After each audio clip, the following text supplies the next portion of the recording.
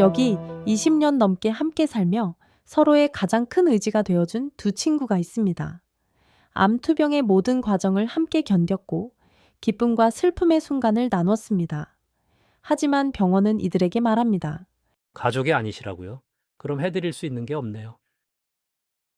여기 결혼식은 올리지 않았지만 누구보다 서로를 사랑하며 가정을 꾸린 커플이 있습니다.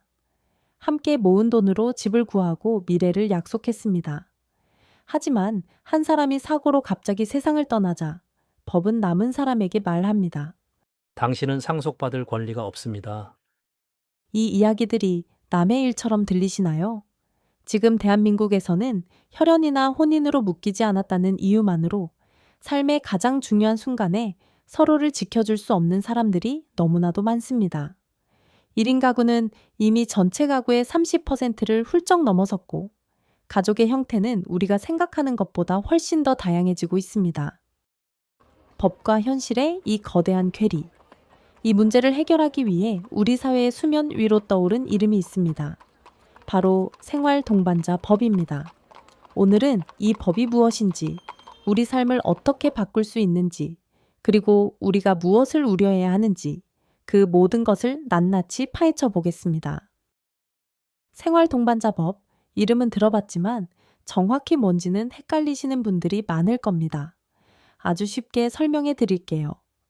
생활동반자법은 혈연이나 혼인관계가 아니더라도 서로 돌보며 함께 사는 두 사람을 법적인 동반자로 인정해주는 제도입니다.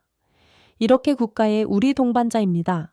라고 등록하면 그 관계를 증명하는 서류가 발급되죠. 그럼 뭐가 달라지냐고요? 이게 핵심입니다. 지금까지 법적 가족에게만 주어졌던 중요한 권리들을 동반자도 행사할 수 있게 됩니다. 의료 결정권, 아픈 동반자를 대신해 수술 동의를 하거나 연명 의료 중단을 결정할 수 있습니다. 돌봄과 간병, 동반자를 돌보기 위해 간병휴직을 신청하거나 병문안이 자유로워집니다. 재산과 상속, 함께 살던 집에 대한 권리를 보호받고 서로 합의에 따라 재산을 상속받을 길도 열립니다. 한마디로 혼인제도 밖에서 다양한 형태로 서로를 책임지며 살아가는 공동체를 제도권 안으로 품어주자는 움직임입니다. 물론 이 법을 두고 우리 사회의 의견은 팽팽하게 맞서고 있습니다. 먼저 왜 이 법이 꼭 필요하다고 하는지 찬성 측의 목소리부터 들어보겠습니다. 첫째, 돌봄의 사각지대를 해소할 수 있습니다. 1인 가구가 급증하는 초고령 사회에서 국가는 모든 국민을 돌볼 수 없습니다. 혈연 가족이 없거나 관계가 단절된 사람들이 서로를 돌볼 때 국가는 최소한의 법적 권한이라도 보장해 이들의 연대를 지원해야 한다는 겁니다. 이는 결국 사회 전체의 복지 비용을 절감하는 효과도 가져올 수 있습니다. 둘째, 가족의 다양성을 존중해야 합니다. 정상 가족이라는 획일적인 틀에서 벗어나 이미 현실에 존재하는 다양한 삶의 방식을 인정하자는 겁니다. 사랑하는 연인이든, 의지하는 친구든, 노년의 동반자든 그 형태가 어떻든 서로에게 가장 소중한 가족일 수 있습니다. 하지만 반대와 우려의 목소리도 매우 거셉니다. 이 법이 가져올 사회적 혼란을 걱정하는 거죠. 첫째, 사실상 동성 결혼 합법화로 가는 수순이라는 우려입니다. 동성 간의 결합을 법적으로 인정하는 것이므로 이는 결혼의 신성한 가치를 훼손하고 사회의 근간인 혼인 제도를 위협할 수 있다는 주장입니다. 둘째, 제도의 악용 가능성입니다. 상속이나 세금 혜택, 주택 청약 등 경제적 이득을 노리고 가짜 동반자 관계를 맺는 사람들이 생겨날 수 있습니다. 예를 들어 위장 동거로 부동산 투기를 하거나 복지 혜택을 부정수급하는 사례가 발생할 수 있다는 거죠. 셋째, 기존 혼인 제도와의 충돌과 사회적 혼란입니다.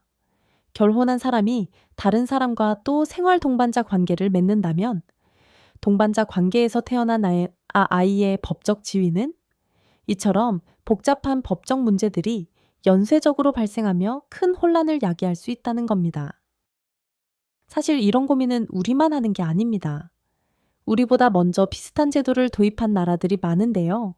그들은 과연 성공했을까요? 아니면 후회하고 있을까요? 대표적인 사례가 1999년 시민연대 계약, 줄여서 팍스를 도입한 프랑스입니다. 프랑스는 팍스를 통해 동거 커플에게 결혼에 준하는 세금 혜택과 사회 보장 권리를 부여했습니다. 의도는 좋았지만 제도화 이후 상속이나 해외에서의 법적 지위 인정 문제 등 예상치 못한 복잡한 문제들이 발생하며 지속적인 보완이 필요했습니다. 스페인의 사례는 우리에게 더 뼈아픈 교훈을 줍니다. 스페인은 중앙정부가 아니라 각 지방자치단체별로 사실상 파트너 제도를 운영했습니다. 그 결과는 혼돈 그 자체였습니다. 어느 지역에 사느냐에 따라 받을 수 있는 연금, 상속, 세금 혜택이 제각각이었던 거죠. 심지어 수십 년을 함께 살았어도 단지 공식 등록 요건을 못 채웠다는 이유로 파트너의 유족연금이 거부되는 안타까운 판결이 반복되며 법적 불안정성을 키웠습니다. 이는 우리에게 통일된 국가 표준이 얼마나 중요한지를 명확히 보여줍니다. 영국과 이탈리아, 미국의 사례들도 공통적으로 지적합니다. 결혼과 완전히 분리된 별도의 제도는 결국 이등 시민 논란을 낳거나 입양권과 같은 핵심적인 가족 권리를 배제해 또 다른 차별과 법적 공백을 만들어냈다는 점입니다. 반대 측의 가장 강력한 주장 중 하나가 바로 저출산 문제입니다. 생활 동반자 법이 결혼을 대체하게 되면 자연스럽게 혼인율이 떨어지고 결국 아이를 덜 낳게 되어 저출산이 더 심각해질 거라는 논리인데요. 과연 사실일까요? 이 주장은 일리 있는 측면이 있습니다. 한국은 결혼과 출산이 매우 밀접하게 연결된 사회입니다.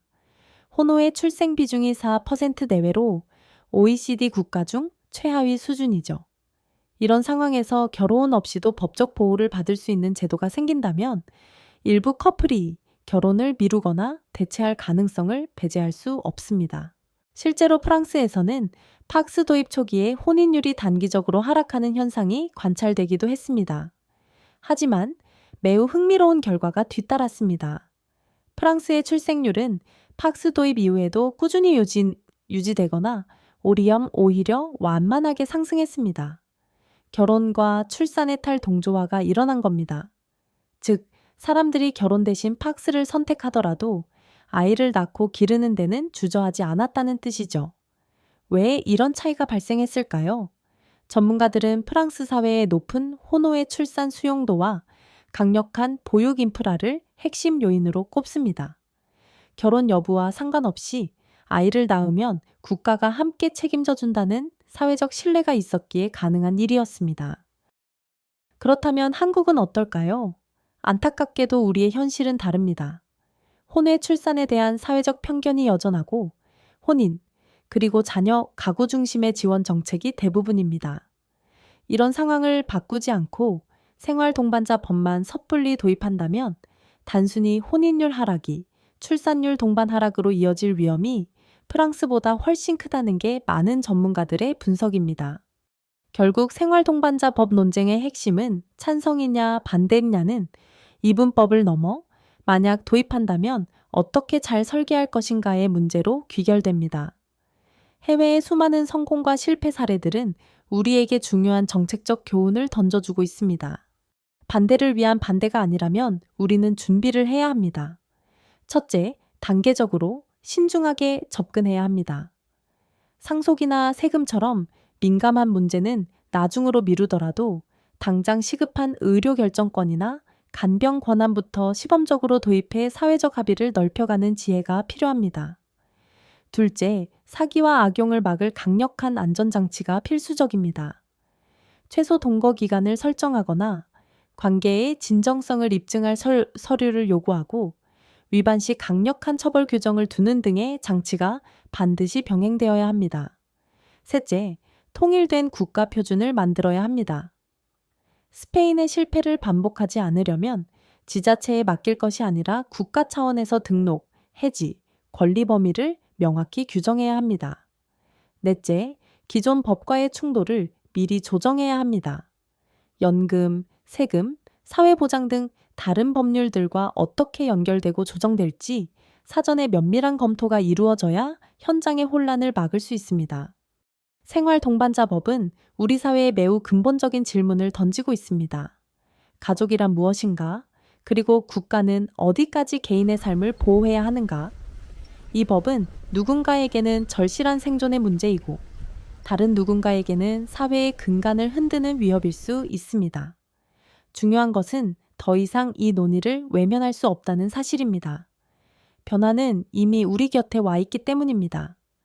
이 법이 한국 사회의 어떤 모습으로 자리 잡게 될지는 결국 우리 모두의 충분한 사회적 논의와 현명한 제도 설계에 달려 있을 겁니다. 여러분의 생각은 어떠신가요? 댓글로 자유롭게 의견을 남겨주세요.